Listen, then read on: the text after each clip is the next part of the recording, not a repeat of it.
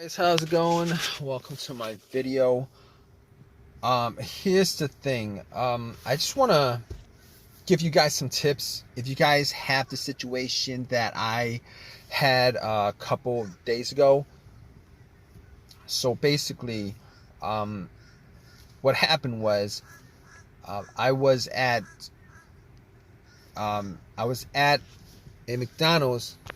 I went to get something to eat, parked my car, got out, was there for maybe like 15 minutes, got back in, and it would crank. My car would crank and crank and crank, but it would not turn over. It would not turn over. It would just crank and crank and crank and would not turn over. So, I haven't had that issue with this car at all. I mean, there was maybe like 7 months ago, I had an issue where it wouldn't start, and it turned out to be the battery, but it didn't crank. It turned out to be a dead battery. But really never had an issue where this car would crank and crank and crank, but it wouldn't turn over. So the only issue I had was that dead battery from 7 months ago. This car drove fine since. I've had no issues with it. So basically what I did first was I turned on the headlights and just to see where the battery was, what level, how much charge was in the battery. If it was dim, I knew that it was the battery that was the issue, but the lights were bright. Headlights were bright. So basically, I didn't think it was the battery to begin with, but and the reason why it wasn't just because of the headlights, it was because of how strong the cranks were. All right, it wasn't like it was a slow crank. It wasn't like it was a soft crank. It wasn't like it was trying to crank. It was a very, very strong crank each and every time it cranked. Regardless, I opened up the hood and pretty much checked around the battery, because I thought, I was hoping that it would be something as simple as that. I didn't really want it to be anything bigger than that. Obviously, most people in this situation, if they were in this situation, they'd wish for the easiest fix. So I was looking at the battery, I was looking at the terminals, and you know what? I don't think I actually cleaned up the terminals last time when I changed up the battery 7 months ago. I was looking at the terminals.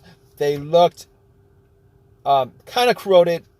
There was some rust on it, kind of corroded. There was some white bluish stuff on there.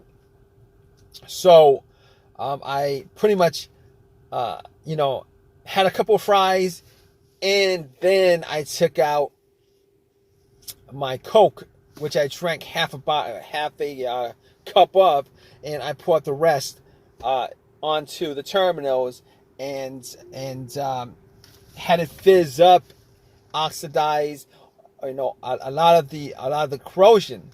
So I pretty much took some paper towel and wiped it. But here's the thing, I was actually able to wiggle both the terminals off. They were tight, but not so tight that I couldn't move it. But I was able to move it, wiggle it, and once I took it off, pretty much wiped it and popped it back on. And I was hoping that was going to be the fix for it. But unfortunately, when I got back and tried to start it, it would crank and it wouldn't start. Now, I didn't give up thinking that it might have been a battery for whatever reason. But however, I did have a booster pack, and for whatever reason, I decided to put the booster pack on the terminals and then try to start it. Did the same thing. So at that point, I 100% knew that it probably wasn't a power issue, it probably wasn't a battery issue. So at that point, I ruled out the battery. I ruled out the terminals being corroded. Ruled that out. I actually did check the negative line. If you guys don't know what the negative line is the ground line, the ground wire. All right. Normally, the negative terminal wire that goes to negative your battery actually connects to the frame of the car. I actually did check to make sure that it was connected. Sometimes, for whatever reason, the cables might be frayed and break off. They break off sometimes, but I made sure that it was connected to the frame. It was good. Sometimes sometimes a crank no start situation could be caused by that, but normally something like that would also cause a very, very slow, weak crank, which is not the situation I had. But obviously in that situation, I was able to eliminate the ground wire, also eliminate the alternator being the issue. And I really didn't consider the alternator being the issue to begin with, but just to be 100% sure, putting the booster pack on, I was able to eliminate the alternator, being that if the alternator was for whatever reason dying or weak or charged up the battery to just a little amount, me putting a booster pack on, and it would have started the car if it was the alternator that was the issue. However, I didn't think, that's not one of the things that came up as far as me trying to figure out how to, a way to solve the issue with this car. Not cranking, but not starting. But okay, here's the thing about it. So I can eliminate all those things. Now, other things that could be causing it, mass airflow sensor, the crankshaft, the camshaft, position sensor, throttle position sensor. I pretty much was able to rule out all those things, seeing as how I actually remembered that there was no check engine light on my dash. I haven't had a check engine light for a long while. I did have a mass airflow sensor issue maybe like 6 months ago that caused the check engine light to come on, but no starting issues, no driving issues, as far as I could tell. But that was a very important thing as far as eliminating what could be causing the issue with the car. So basically, I was able to eliminate all those things: the mass airflow sensor, the throttle position sensor, camshaft, crankshaft, and anything else that has a sensor connected to it. But I recalled that I had a similar situation with another car where there was maybe a computer issue. I think it was a computer issue where the computer was not able to connect to the car itself because of a blown fuse on the car's computer, blown ECU fuse or something like that. And now I didn't think that was the issue, but I had an OBD2 reader, a $20 OBD2 reader that I actually bought from Amazon, from Walmart, and I plugged it in. And here's the thing about it: it read all the way through. It analyzed it, gave me a readout. At that point, I knew that it wasn't the OBD2 that was. No, I knew that it wasn't the car's computer issue at that point. Reason being is that if it was an issue, of a communication issue from the car's computer to the car, if that happened, the issue, what would have occurred was it would not have been able to analyze it. It would have stopped midway, but it went all the way through. There was no codes at all. I did not see a single code pop up at all. So I was glad that was the case, because I could at that point eliminate every single thing that had a sensor connected to it.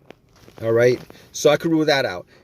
So after that, I was thinking, well, here's the thing. It could be fuses, relays. It could be fuel pump. It could be key fob, ignition switch, um, any of those things. But the more simplest of those things to tackle was the fuses, um, the relays, and the fuel pump. So what I did was I went to the fuse box, checked out all the fuses, see if I could see any burnt fuse. I tried trying to detect whether there was a hint of any kind of burnt smell. Was not able to see anything out of the ordinary as far as any kind of burnt fuses, blown fuses, etc., etc. So at that point, I couldn't confirm 100% it wasn't the fuses, but I would say probably, probably a good guess that it was not one of the fuses that was causing this issue, but it could have been possibly been one of them. But anyway, moving on, I thought at that point before that I had considered that it could have been the fuel pump, and I actually did the test on my own as far as trying to figure out whether the fuel pump was operating or not.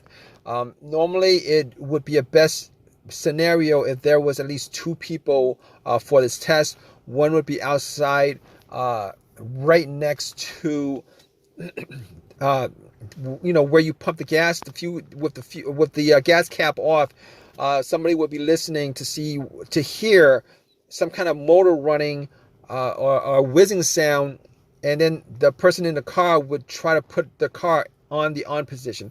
The on position is the ignition position right before the crank. This would be the last position before it cranks up. The reason why you don't want to crank up is because the cranking noise, the crank will actually drown out the noise from the motor. All right, so you're trying to listen for like a slight whizzing motorized sound on it. So I tried it. I was sitting in the car. I tried a couple of times to put it in the on position, and unfortunately, I wasn't able to detect whether there was any kind of sound, any kind of motorized whizzing sound. So at that point, I pretty much just gave up on that. So basically what I did next was checking out the fuses, but was not able to decipher whether it was a fuse issue. So what I did after that was try to figure out whether it was one of the relays. So what I did was I considered that it was maybe the relay to the fuel pump. It could have been a fuel filter, a clogged fuel filter, but normally a clogged fuel filter, it would cause a crank no start sometimes, but for the most part, it would crank up, and then and it'll stall out. It wasn't the case here. So I didn't think it was the fuel filter, considering it would crank and crank and crank and crank. It seemed like there was something that was causing it not to turn over. So I got to the fuel pump relay. Once I got to the fuel pump relay, figured out where it was. I couldn't detect whether there was a malfunction with the relay. So what I did was I took out another relay. That was, the same, had the same markings as far as, the numbers on there and stuff like that. And I kind of swapped it out. And then I got back in my car, and guess what, guys? Cranked, and then it turned over. It was working just fine. So at that point, I knew it was the fuel pump relay that was the issue, and obviously, since it was the issue, I was able to drive the car to an AutoZone and got a replacement relay. Pretty much swapped it out. Swapped it out, and then replaced it, the one that I took it out from, the accessory that I took it out from. So I haven't had an issue since with any kind of cranking situation. Haven't had a single issue since. But to be honest, I didn't actually drive that much, but haven't had an issue since with the issue, with the crank no start issue. So it's been resolved. It drove fine all day today. Not a didn't have the same issue as I had previously. So this is a it was an easy fix.